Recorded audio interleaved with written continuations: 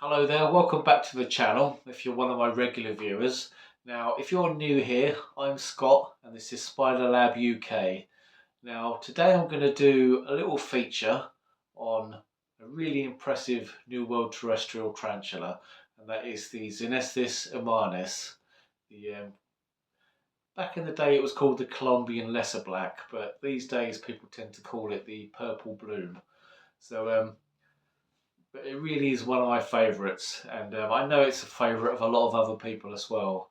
Now, it's quite a pricey spider in the UK, but they really are worth the effort.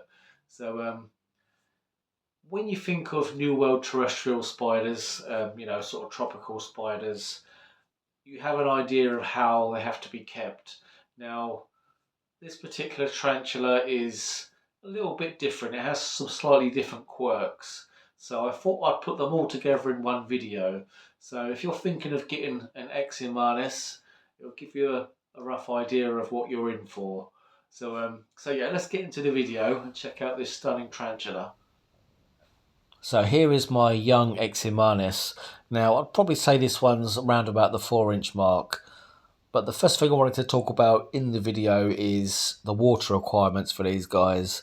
Now, this is a tarantula that really does like a drink. I can't stress that enough. Now, I probably find this one in the water dish at least 2 or 3 times a week. With your spiderlings, you could give them a little bit of wet moss in the corner, but they are such leggy babies that, you could probably give them a small water dish pretty much from the start. But yeah, certainly the first point I wanted to make in the video that, these really do thrive with a decent water dish. Now, in terms of feeding, the X immanis really isn't a fussy eater. They'll eat pretty much anything at any time. And they never really seem to put on much weight. You can see from this little video, quite a determined takedown. It's certainly, quite interesting seeing how these guys feed.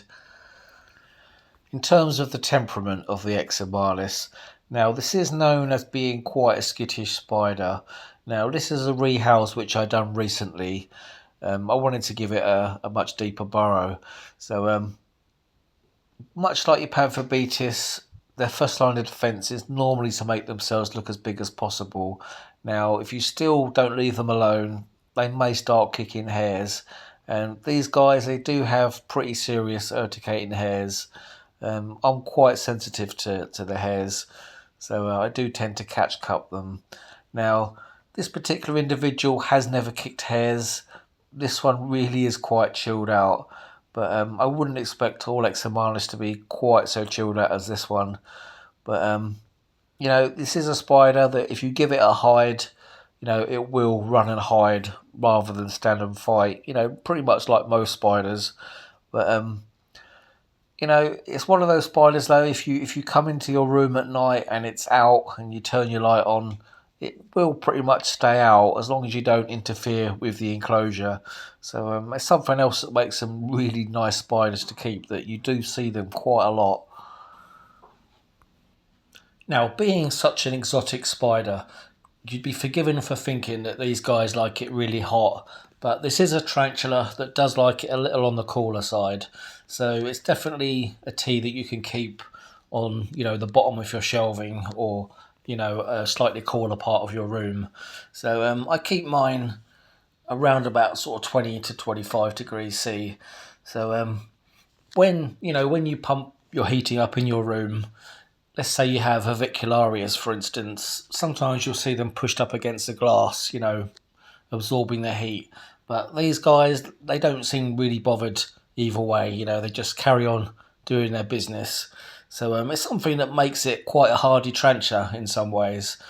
Like I say, as long as you provide it with the water, they really are quite easy to look after.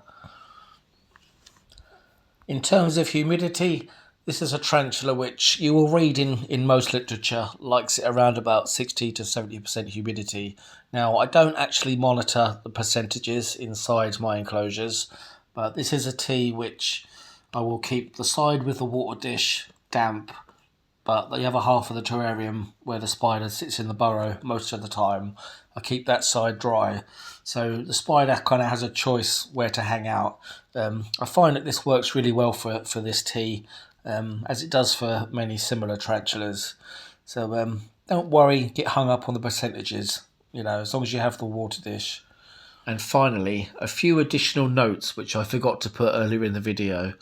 Now, in terms of growth rate, I would consider this quite a fast growing spider in that they put on a lot of size with each molt.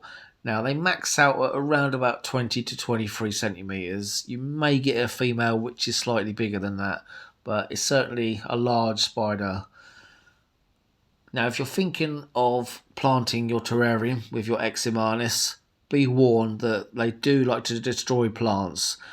This particular individual has got through about 3 plants, so I wouldn't spend too much on your plants, and I'd probably try some quite large plants. And also, finally, this is a tarantula which will readily take to a corkbark hide, or if you give it some deep substrate with a starter burrow, it will very quickly set up home. So being a slightly nervous spider, it's good for it to have somewhere to retreat to. So that pretty much rounds this video off. So I hope you've enjoyed seeing this tarantula. And if you like the video, give me a thumbs up. Maybe consider subscribing. And I'll see you on the next video.